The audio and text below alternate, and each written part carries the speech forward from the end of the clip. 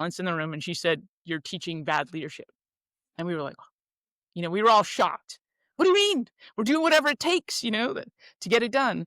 And then she introduced her tool, which I then, of course, adopted religiously and, used it the rest of my career. Hi, everyone. Welcome back to the Growth Blueprint. I am Tabitha May-Tolub here with my amazing co-host, Christopher Rappold. How are you today, Chris? I am doing great, Tabitha. Doing good. All right. Doing great. Sorry, take that back. We have such a fun guest for y'all today. I feel like we missed a few minutes before we were hit record with already dropping wisdom on us. So happy to have SARA COWEY here with us today. Hey, Sarah. Good morning, everyone. Let me tell you a little bit about Sarah so that we can just dive right in and get started. Sarah is a lifelong educator and community leader with over 3 decades of experience at San Mateo High School in California. During 32 years of service, Sarah shaped school culture as activities director, leadership teacher, Renaissance coordinator, Jefferson Award Students in Action advisor, which is how I had the opportunity to meet her, and math teacher.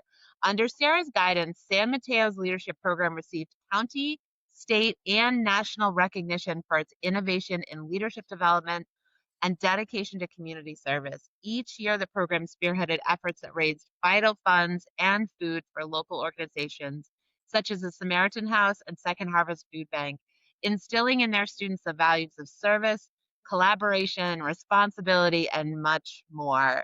Now she's retired and living in Clayton, California, and continues to share insights on cultivating positive school climates, developing young leaders, and building community through service. And we are so excited that she's taking a break from retirement to drop some wisdom with us today. Thank you so much, Sarah. Yeah, that's an awesome recap. And when I hear that 32, it makes me feel definitely a little old. I mean, it's amazing that you started teaching at the age of 7. That's just right there is like brilliant. Yeah, yeah, I love it. All right, Sarah. So I get to have the first question since Miss Tabitha did the introduction. So it's gonna kind of take you back to the genesis of you. So you've done this for 32 years, shaping students' life and leadership. Can you share a bit about your journey as an educator and kind of what drew you to creating environments that foster leadership and in character growth? Was it something that you always had an affinity for, or did something happen? What got you to where you started this work? Yeah, I mean, I think about my own high school experience, which was really amazing. I grew up in Washington, D.C., and went to this kind of unique high school called Edmund Burke. It's now called Burke College Prep. And we always were, kind of required to do community service. And that was sort of where I started my journey. And I found I really enjoyed doing community service. And then I ended up going to a Jesuit university out here in California, the University of San Francisco. And likewise, when you took certain classes, often they had a service component. And so I continued to explore that and really enjoyed it. And then I sort of wasn't totally sure what I wanted to do after graduation and sort of stumbled into this sort of house with a bunch of other coaches and educators. And then I was like, oh, well, I could start subbing. And then once I started subbing in high school, I realized, oh, I actually enjoy being with kiddos. And I also played soccer in high school and university. And so it sort of was a natural fit to sort of do the coaching, teaching kind of route. And that's how I started my career. And then I fell into, and this is sort of one of those sort of like something shows up in your life and it just happenstance led to some really big things. So one of the things was I was asked to take on the what's called Interact. I don't know if you guys have that, or it's the Rotary, but the younger kiddos. And Oh, so I did that for a few years, and I really, really enjoyed that. I had a great collaborator in this co-advisor who was part of the Rotary. So he was one of my first mentors. His name was Mr. Cool, right? Everybody wanted to hang out with Mr. Cool. And then I was asked to take on the leadership class. And I'd only been teaching for, I don't know, 7 or 8 years. And I wasn't totally sure that I was able to step into this really big role of being an activities director and teaching leadership. Like didn't have any experience sort of as a student or as a teacher in that arena. But the teacher that was leaving, sort of made a promise that like, "Hey, I'll be around and I can mentor you through my first few years." And that was really fortunate that she was able to continue to support me, especially in that first few years that were really instrumental as far as setting me up for success. So I ended up the principal at the time said, "I only want you to do this if you'll promise to do it for 4 years." So 20 years later, right, Mhm. I continued, and I really, really loved it. It was just such an amazing experience. Mm. So through the course of, say, the 20 years that I did that, I was able to grow the program, starting with Multiplying Good was one of my first editions, and we did have that program for about 15 years. And then I also added a second class, which worked on culture and climate, and that we were able to expand our program and have, 9th through 12th graders instead of just the juniors and seniors. Um, and that was kind of my deal. As far as personal development and character, I kinda really started exploring that, I don't know, a few years into the program because the previous teacher, she basically focused on just event planning.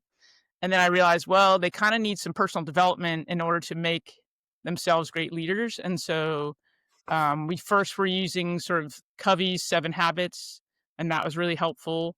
Um 'Cause I kind of really loved sort of some of the assignments in that book. One of them was personal mission statement, and where they would discuss their own personal values and character traits that they wanted to see in others and themselves. And so that was incredibly powerful. Instead of me saying, "Okay, these are the character traits we're gonna focus on," we all kind of had sort of this agreement that, "Oh, wow, we all actually think respect is really important, honesty, kindness." It's sort of those big ticket character traits. And then their value statements were often like these collages and pieces of art, and they were really cool looking. And so we had them up on the wall, and every year the display would rotate with the new group of students, and that just kind of helped us keep the eye on the prize, right? Like knowing those are the value traits that we all want to embody throughout the year to sort of improve the culture within our class, and then the ripples throughout the school site. So that's kind of my sort of leadership journey and also the character development piece. Wow. There's two things that kind of, well, there's two things with a whole bunch of subparts, but may I ask, you mentioned soccer, which I wasn't aware of. Of course, it wasn't in your bio, and you said something. Well, I didn't really when he asked me, I didn't really have experience in this. There seems to be, and some of it's dependent upon the coach you have, but within sport, you know, principles and character and leadership it can be an opportunity that really reveals itself. Did you find that experience with soccer, or was it Oh, no? no, Okay, 100%. I mean, I always talk about my high school coach as being one of those, and I'm sure you've had this experience being, you know, right, in your career where people come back to you and say, "Wow, you were that first person that really believed in me before I believed in myself." I right, almost get like emotional talking about my coach, but he sort of believed in me as like a multi-sport athlete. I played soccer most of the time, but then my senior year, I was like, "Oh, well, try basketball and try tennis." And I don't think without his encouragement, right, that I would have had the confidence to do all of that. And we've continued sort of following each other on Facebook, and he's always like, "Hey, I'm really proud of you," and yeah, I find that really cool. mm-hmm, Um, and then sort of with leadership, also having that the mentor that I talked about when I first transitioned, she was mm-hmm, another one of those folks that believed in me before I believed in myself. She's, "Oh, you can do this," and I was like, "I don't know. I'm not totally sure," because yeah, she was like a legend. She'd been doing the job for 20 or 30 years. yeah, Um, but yeah, my coaching experience as an athlete and then my coaching experience as a coach, I definitely saw those sort of teamwork and celebrating your wins and working towards, oh, you have challenges. All, it's very relatable. yeah. And if I may, just one follow-up question. And Tabitha, correct me if I'm wrong, but I think and it's been talked about a ton, but we've never talked about Stephen Covey. And We haven't, I I know, think you're legend, the first. OG. I think, yes. So I Mhm. think you're our first guest that has ever brought him up. Now, everyone universally talks about the principles that his work embodied, but uh, I guess my question is, there's certain formulas and filters out there, and I would say the 7 habits is certainly one of them where, for a culture to really realize its potential, there has to be the presence of the 7 habits. How much has the 7 habits influenced your approach? I mean, I would say I can't even begin to describe sort of all the ways that it shows up. Um, and the book that I used with the kiddos, right, was his son, Sean. Yep. And he's had different iterations. I think now it's like online and all these fancy Yes. bang things. Because I have a friend that, is working with that company and doing work in schools, which is amazing. Um, but I mean, just simple things like the win-win and teaching the kiddos about, the really good listening skills, the personal mission statement, listening, win-win, sharpen the saw, like all these different things about sort of taking care of yourself. And then what's Yeah. interesting as well is I adopted, and I told Tabitha about this, another book from a fellow that worked for Sean that's very similar, a little bit more relatable to the kids because it has a really interesting story. And then it has 7 rules for the road, which obviously he took from Covey, these Mhm. 7 Yeah. things. Um, but yeah, I found that book, incredibly helpful. Um, Especially, I mean, all age 9 through 12 kiddos could, Yeah. use the 7 habits. I mean, that's what my friend does. She does it elementary, middle school, high school, like all levels. Oh, that's amazing. Yeah, Sarah, it blows my mind. We've been doing this for almost 2 years, and he would certainly be in my top three if I had to pin it down as far as greatest influences in my life. And think you are the first guest that has brought his name up. And when you said it, I'm like, oh my goodness. So yeah, Well, thank it was funny, I was at a conference this summer just to check in with some friends, and yes. one of my colleagues was doing a presentation, a workshop, and she Hmm. mentioned the book and asked people to raise their hand, and we were just shocked by the number of people that were kinda like, "Huh." And to us, right, he's like the OG, like, total leadership guru, you know? Oh, for sure, Yeah. for sure. I think Sarah, that's how we Sarah, find our people is we drop these, like we just say Brene, and if you knew who I'm Right, right. talking about, then we're okay, we're your leadership people. That's the code. yeah. Yeah. Sarah, unfortunately, I have to share this interview with Tabitha, so I'm gonna be quiet now. Move on to the next question. Oh my god. It's so fun for me to listen to you share your stories there. I was just listening to you talk about your coach, and I, of course, have had the opportunity to talk with Sarah's students about what makes her a great advisor and teacher, and they, of course, speak about her the way she's speaking about her coach. So it's so fun for me to see the other side and hear the other side of it. One of the things we try to do in here is because I was just joking about leadership people and people, fellow leadership nerds and all of that, but we just kind of like to get people to define those words for us because so, like so many words, we throw them around, and sometimes people have slightly different definitions. So when you think about leadership and character, particularly in the high school setting, how do you define those words, and how has that impacted your definitions, impacted the way you work with your students? Yeah, I think leadership is such a tricky thing, right? Because it's both an art and a science. But I think when you boil it down, it's sort of the ability to influence others. And people look at me like, "Oh, you're this amazing leader, this, that, and the other." And I kind of don't necessarily see myself because titularly, I was just an activities director, quote, air quotes. I wasn't like an administrator, right? When I think of the principal, like, oh, they lead the building.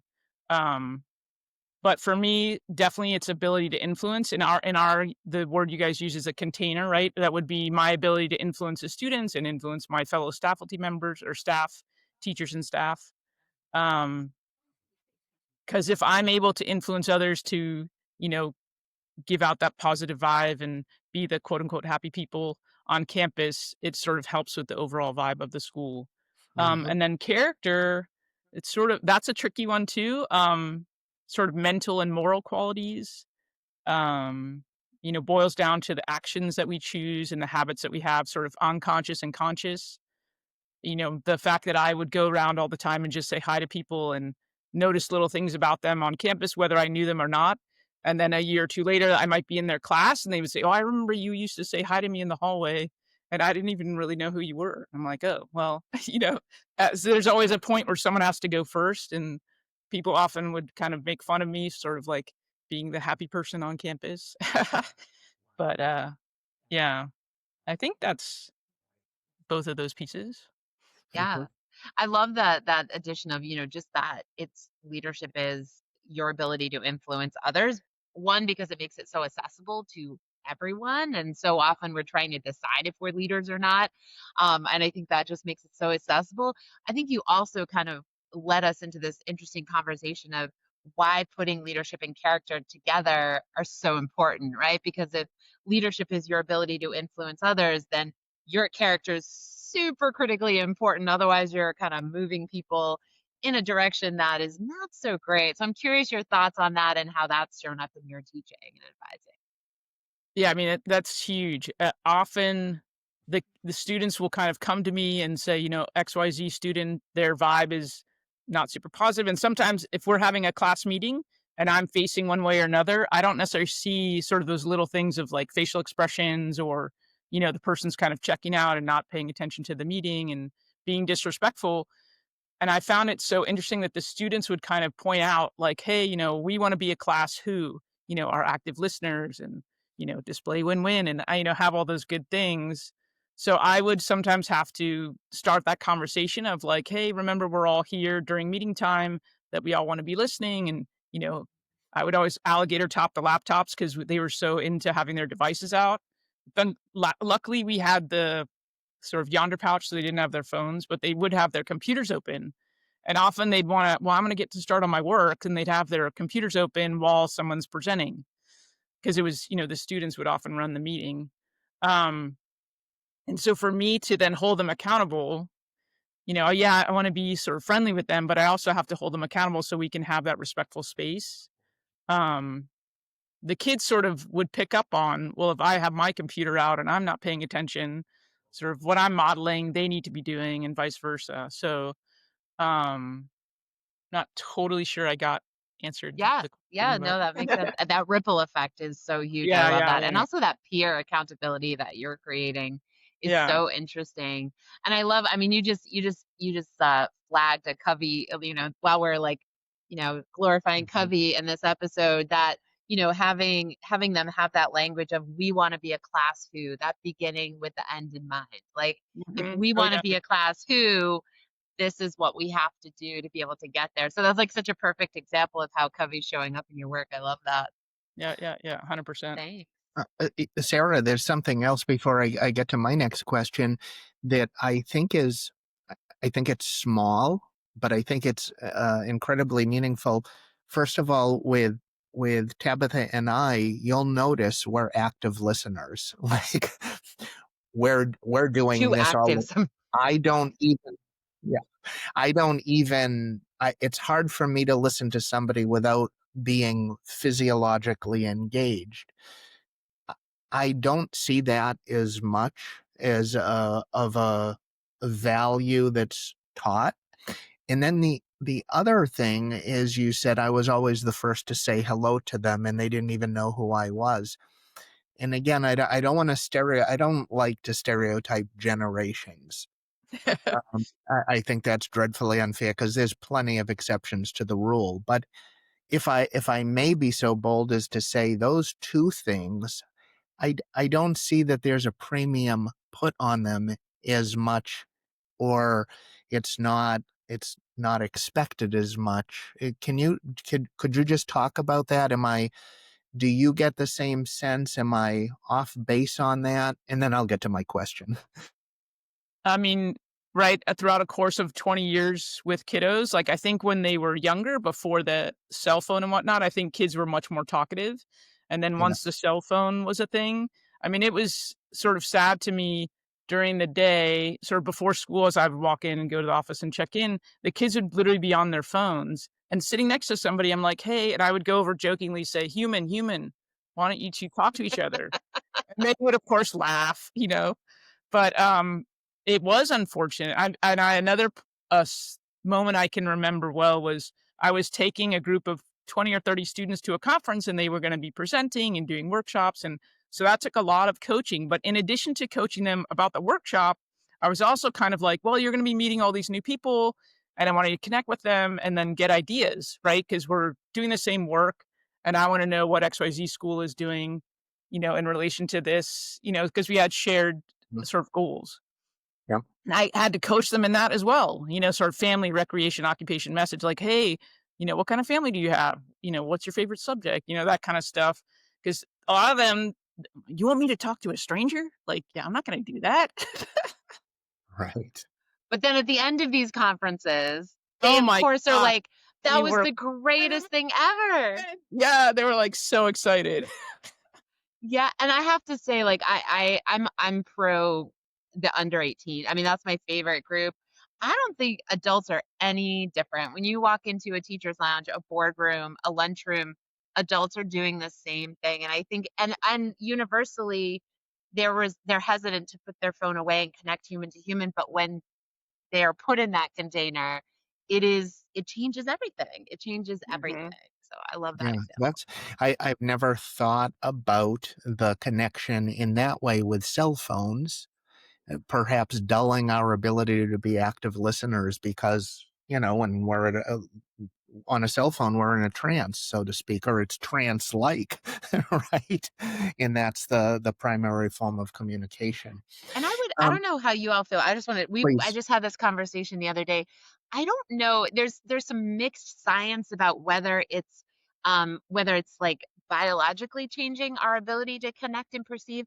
I think it's certainly making us more afraid to or uncomfortable to. I think the barrier, we're just not used to it as much. So I think that's the bigger challenge, that it just makes us nervous to. We don't know how to sit on a bus and talk to people or be with people. We just don't, anytime we're uncomfortable, we just pick up our phone. Sometimes we're not even like doing anything. We're just like, Yeah, so I think that's an interesting. yeah, that really is. Yeah, I would Um, agree. the the next question is around service, and you've received national recognition for your leadership program, and I'm wondering. I run a nonprofit in addition to the martial arts schools, and uh, I'm very passionate about the way that the community service is done because I think if it's done in a passive way, perhaps the way Sarah, when we were younger, we would be raising money for starving children in Ethiopia, and not that that's not a worthy cause, but at a younger age, I'm not sure we ever really connected the dots on what the impact really was. So I'm wondering, could you share a specific moment or project where you saw the lasting impact of students stepping into leadership or community service? Yeah, I mean, for us, with the number of service awards I hosted and co-hosted and led, boggles my mind. But the one that I did sort of the longest and have the most memory that's sort of definitely long lasting and has an impact would be our holiday food and fun drive, which Mm, we generally would highlight every year in our multiplying good report. That event was so amazing because literally when I first started, it was called the Samaritan House and it was practically across the street. They had a outlet, a food pantry sort of literally across the street from our school. They since moved, I don't know, a mile or two away. But the kids can still go there and actually see the food pantry, the the all of the different they have all these different floors with different target areas where they do medical work, they do, outreach for housing and all these different things. It's amazing that they've expanded and now have a couple, 2 or 3 different offices. But, the amazing thing for me watching every year would be 2 kiddos, we call them the community service commissioners, and they would get to know each other if they weren't already friends over the summer, and then once school started, I was like, "Okay, let's hit the ground running," and they would have to start planning that event, and that event, it's so huge, involves the whole school and our whole class, mhm, that it was sort of, I don't know, it was like this mountain that they had to climb together, coming up with a theme and doing all the events and procedures and all that. And their goal generally was to beat the year before. And think about that year after year after year. trying to maintain, like you're the Warriors or the 49ers when they're like, oh, winning and winning and winning. Um, it was a great challenge because everybody in the school was watching and everyone in the class was watching and being like, oh, can we do this? So for those students, it was tremendous pressure that they had to overcome all these obstacles. Hmm. Um, so for me, watching those two kids sort of embrace the challenge and then come up with their own ideas, building off of what we had done in the past, celebrating their wins, overcoming the challenges together. Because every year we'd have different challenges, whether it was the economy, it could be raining because we do, store dates where we're outside. Um, I mean, there's all different kinds of logistically, we were in a building, then we're in portables, and we had all different kinds of different logistic challenges. Sometimes we didn't have a place to store the food, so we'd have to like load it 3 times to get it like into a Yep. warehouse and then from the warehouse down to Samaritan House. So, I mean, these poor kids had to be sort of problem solvers like on the daily. Hmm. Um, so taking those things, staying positive, working through challenges together, celebrating your wins, and trying to have fun as well, because if you didn't make it fun, the whole class would kind of be like, ugh, we have to go and count money or count the food. And it was a lot of work. Some years we would be there till 5 o'clock at night, sort of, tallying up the totals and whatnot, because it was so much stuff. But the kids afterwards had such a sense of pride because they knew they were working on something so much bigger than themselves, so much Hmm. bigger than, kind of like a little dance. Not that dances aren't important, but, doing something for the community that was helping. We ended up helping 2 nonprofits in 2 different counties, right? So it's pretty impactful and long That's lasting. That's amazing. And in the moment, of course, those problems are not welcomed. But when you have the expanse of looking back over years of doing it, it's the problems and the problem solving and the remember when we were there until 5 o'clock at night, and remember when we got poured on, and that becomes the legacy, and all of the good feelings, the emotions are really tied in, right around those imperfections. Yeah, So 100%. I yeah, mean, that's that's where the most valuable learning comes, right? That they were able to overcome. yes. Even though a lot of people might have been like, "Ah, well, maybe let's just ratchet down our goal because I don't think we're gonna be able to make it this year." Yeah, yeah, for sure.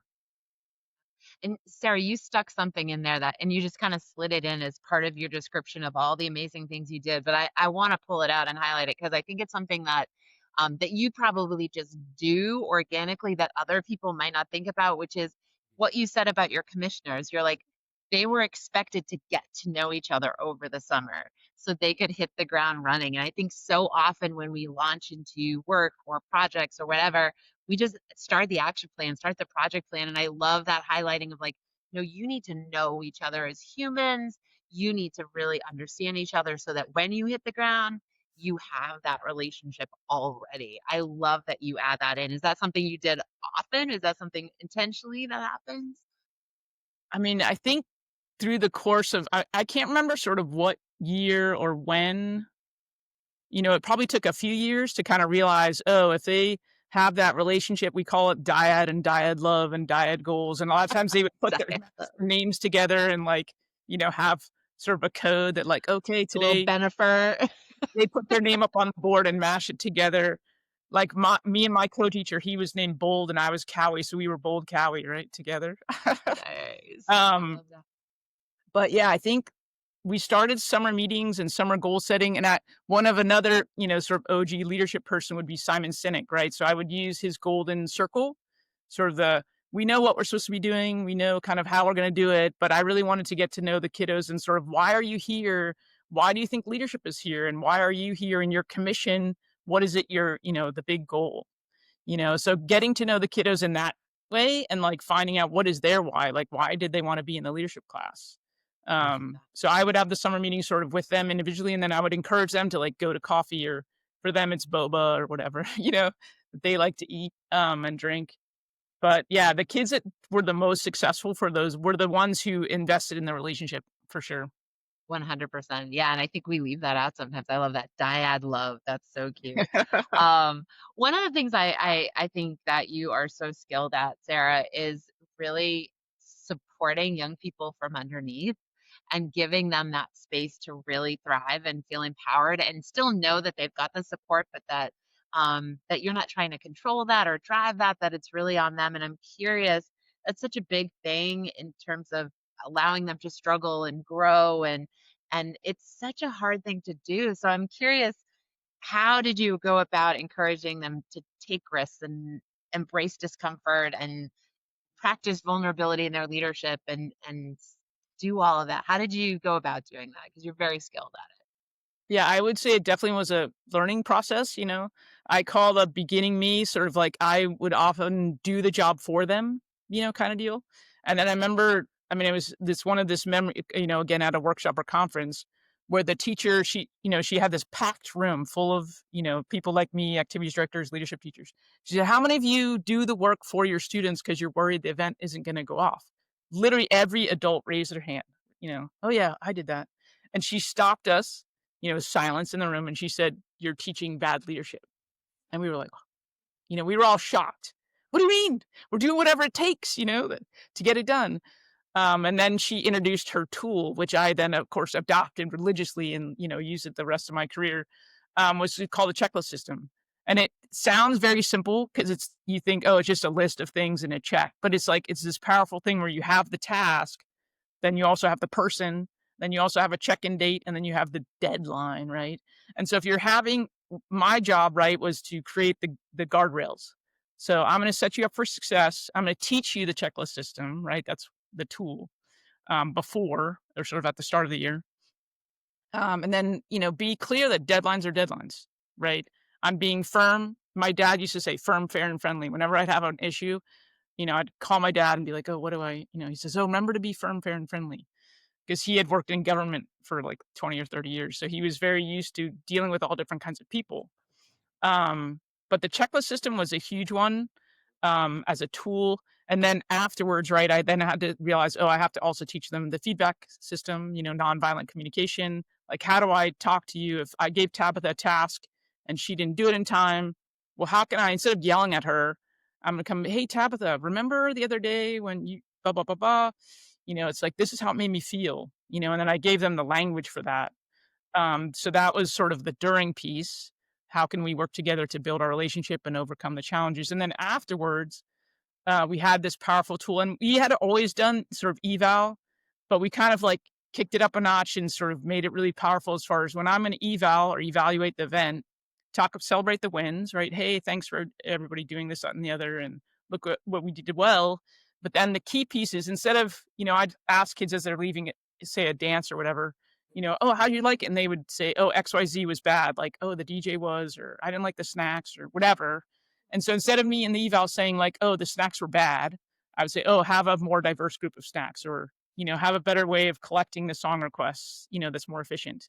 So we'd always use that language and use a verb that's like, oh, to change it instead of saying it was bad, using that binary. So that was really powerful. And then to kick it up a notch, we would have, you know, GAP, which is a gratitude action plan.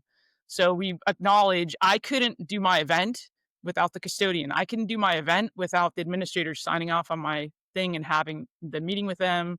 And all these different adults, you know, the finance ladies, you know, they were amazing. And all these different adults, but also students, right, that helped us to make the events successful. So those are kind of the sort of before, during, and after. And again, it's a lot of as my, you know, Jefferson Ward's mentor, he would talk about, you know, in the beginning, you need a lot of care and feeding. So in the fall, right, lots of care and feeding. And then by spring, they're kind of like, kind of ready to sort of do stuff on their own more. So, I love all of that. I'm stealing Gap. That's amazing. And I'm always trying to pull bumper stickers out of our episodes. And I think your dad's firm, fair, and friendly wins. Um, but mostly what I loved about that, I think is so transferable to literally any container, is the power of being able to set guardrails, clarity, and have good feedback, and then letting people go and do their thing. Like that's pretty powerful and entirely transferable, I think. I love that. Sarah, you just, you know, that the last 5 minutes that you spoke, you gave wonderful tools for somebody to teach leadership and character growth. And again, this is not my question. This is a follow-up to Tabitha's question. But it occurs to me there are probably some people that are very good-hearted. They believe in the aspirations of teaching leadership and character growth, but they don't have the tools. So they go into the idea of what they want. They fail at it, and then leadership and character growth are pushed to the side because they say, well, we tried that and it just didn't work. I'm curious, and maybe from both of you, Tabitha, as well, what percentage of it is, oh no, they're just not into leadership and character, or they just don't have the tools to get to what they want. Thoughts? I would say for sure. I mean, I noticed it a lot with my younger students, sort of the 9 through 11, 12. The Yes. seniors a lot of times sort of had the background and have had experience sort of leading other people and running events and things like that. But the younger kiddos, for sure, you could never assume that they, if I'd said, okay, you're going to go, because I had a partner with my Multiplying Good group, this other teacher or this other staff member named Miss Kane. And I would say, oh, okay, you're going to go see Miss Kane about this, that, and the other. Some of them, they wouldn't want to go by themselves. It's like, well, I don't feel comfortable talking to an adult by myself. Right. And so then I'd have to support them in that way. Like, okay, well, you're going to go with this older student and you guys go together, and over time, once they do that, they're going to become more comfortable. It's that whole low risk and high risk, which Yeah. is like so important as far as like meeting the kids where they're at. Right. Yeah. Right. And I'm sorry, Tabitha, were you going to follow up on No, that? I was just gonna say, and also it's such a spectrum, right? Like, like meeting people where they're at and knowing that every single one of us is on a character and leadership journey until the end of time, right? Like it never finishes. And I don't know about you, Sarah, I've not met a kid yet that when you look at them and go like, you have some leadership skills, are like, I'm not interested in leadership skills. I've met students that are like, I don't think I'm a leader, or I don't see myself that way, or that.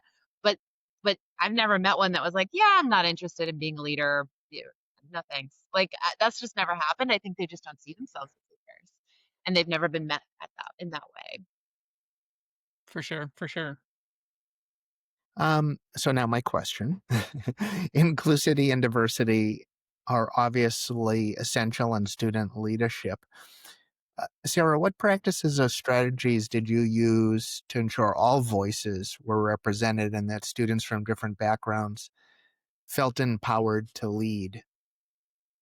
This is probably one of the most challenging pieces. I mean, if I were to grade myself, I'd give myself like a C as far as like representative group. My class was often seen as sort of the AP type of Mm. kid. And if AP, I don't know if I'm sure you guys have that saying, advanced placement, sort of those AP type of kids would be in the leadership class because that Sure. was traditionally sort of who would take the class. Right. So for me to combat that in the course of 20 years, I made a few small dents. The teacher that has since taken over the program because she was a new person was really able to smash that door down and like really make some drastic changes. I think it helped that she's a new person and she's younger, et cetera, et cetera. Because I can see that they're making great strides in this moment. Hmm. For me, I had baby steps, right? Few years ago, I started this squad within my leadership class, which you'll love the name and the idea. How successful it was, I would question, one of the students is now working at the school, and I could go back and ask him, like, oh, how did that feel for you? And it was called DIB. So it was diversity, inclusion, and belonging, right? So I was a DIB squad. And so I had this group of students who were incredibly diverse, mostly bilingual, and involved in lots of different other groups on campus. And the idea was for them to sort of broaden the scope of the class and like have those deeper discussions. But again, it was a challenge because we didn't necessarily always have the time to sit down and talk about, well, if we call the dance this, how's that going to make people feel? Or if we do XYZ event, how's that going to make, we couldn't always have those sort of deep discussions. Um, when we were thinking about diversity, we were thinking about gender and sexuality, we were thinking about race, ethnicity, we were thinking about neurodiversity. We had a lot of kiddos because we had a large special ed department who were sort of on the spectrum of autism and neurodiverse. Sort of the introvert extrovert issue where you have some kiddos in the class who are super extroverted and can run a all school rally. And then you have other kiddos who are like, yeah, no, I don't want to be speaking in front of a large group of students, and sort of how you can still make them feel welcome. And then within the school system, it's the AP general ed and special ed kiddos. So fortunately, because I had that class was super, super diverse, and I was able to be much more intentional. And so that's kind of how I sort of had, like baseball, the farm pro system. I'd grow them up through, take them in the younger class for a year or two, or maybe just 1 year, and then bring them into the leadership class so they felt more comfortable and confident. Other things that we did in class, just because sometimes you'd have those dyads, which were from those different groups, and they didn't necessarily know each other. So we would talk about equity of voice and equity of work, because there's often in the dyad, right? We'd call the alpha, right? Oh, I'm used to being in charge, and I'm going to tell you what to do. And then they would be resentful and be like, I'm doing all this work, and what about you? And so then we'd have to have the discussion of equity of work.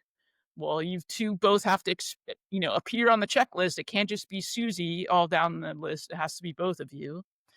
Um, so that was a way of, helping the kids to realize like, oh, everyone needs to give their opinion, Mhm. about ideas and projects. So, um, had a lot of other ways of sort of reaching out, in the high school setting.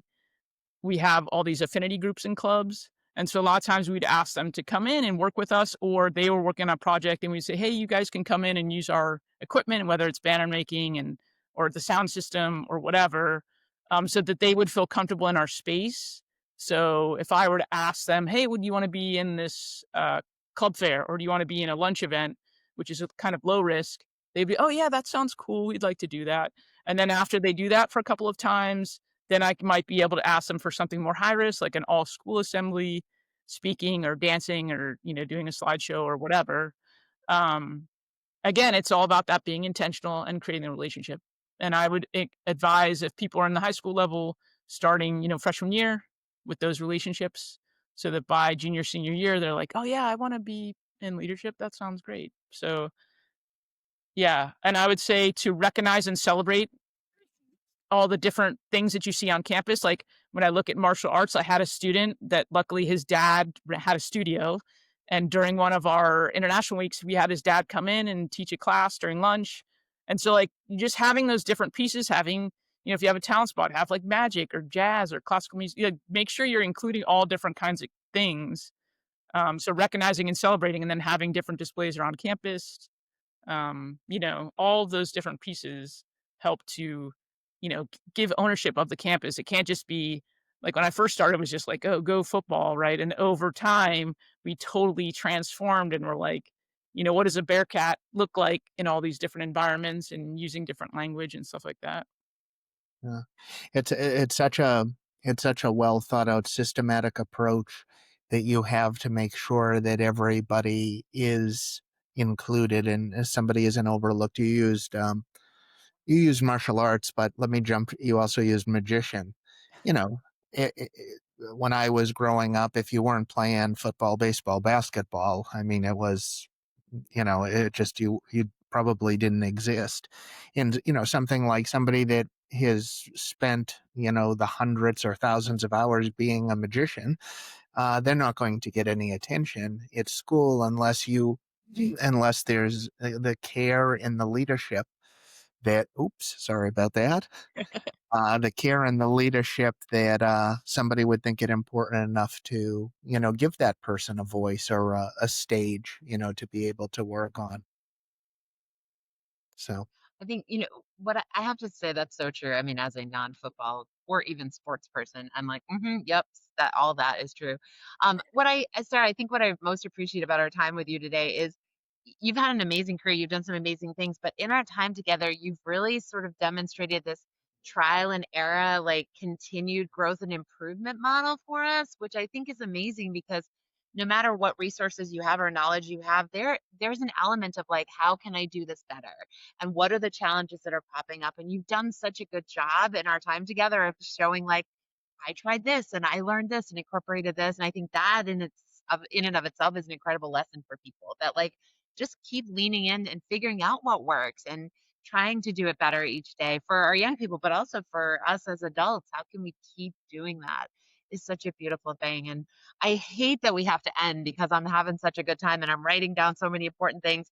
I'm wondering if before we wrap, you've had such an amazing career and you're retired, but I don't think you're really retired. I think, like, I know you got lots more you're gonna do. So I'm wondering if you could end with just some wisdom that you'd like to pass on. Like, if people remember one thing, students, parents, educators, about building a strong school culture and developing leaders, what would that like nugget of wisdom be for us? I might have to go with two. One of them is the whole idea of learn, change, and grow, right? We talk about willingness, like having a willingness to be listen, to learn, to change, and to grow. I mean, my co-teacher would always like, why do you keep going to these conferences? Yeah. It's like, it's not like I didn't get it, but I want to continue to grow. And then another one would be to be authentic. I have some colleagues where they want to be sort of on the stage and, doing these big assemblies where they're the one talking. And I'm kind of more behind the scenes and give the kids the mic. And I have to be authentically me. And so the biggest gift I could give myself is to be authentic with myself, be authentic with my students. Throughout my career, when they have a little celebration, kids from 30 years ago and kids from 2 years ago, they had the same experience of, oh, Cowie is Cowie.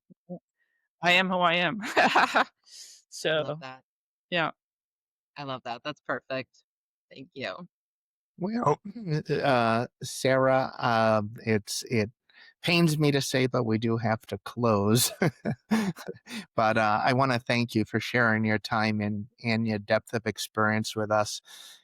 It's people like you coming on, friends of Tabitha and friends of myself, that a willingness to share their experience that allows us to help to spread the word of this type of work around character and leadership. I know I see the value of bringing these things to light. I know Tabitha does, and, of course you do as well. Our goal and ambition, aside from just having fun and in building our network of wonderful people, it's really to take this subject from a nice to have to really, a need to have, whatever container you work in, profit, nonprofit, department, team, whatever. And, hopefully with conversations like this, we're getting people to understand the importance of that. So for everyone, on behalf of myself, my partner, Tabitha May-Tolub, thank you for listening. We invite people who have joined in to please subscribe so you don't miss an episode. And please share the Growth Blueprint podcast with others. This will help us to continue to attract high-level thinkers like my new friend Sarah on the topic of leadership and building culture. I promise you we'll continue to do our best to make sure that each and every episode is packed with inspiration, strategies, and actionable steps you can take to improve your container. We look forward to our next conversation. Once in the room, and she said, "You're teaching bad leadership." And we were like, we were all shocked. What do you mean? We're doing whatever it takes, to get it done. And then she introduced her tool, which I then, of course, adopted religiously and, used it the rest of my career. Once in the room, and she said, "You're teaching bad leadership." And we were like, we were all shocked. What do you mean? We're doing whatever it takes, to get it done. And then she introduced her tool, which I then, of course, adopted religiously and, used it the rest of my career. Once in the room, and she said, "You're teaching bad leadership." And we were like, we were all shocked. What do you mean? We're doing whatever it takes, to get it done. And then she introduced her tool, which I then, of course, adopted religiously and, used it the rest of my career. Once in the room, and she said, "You're teaching bad leadership." And we were like, we were all shocked. What do you mean? We're doing whatever it takes, to get it done. And then she introduced her tool, which I then, of course, adopted religiously and, used it the rest of my career.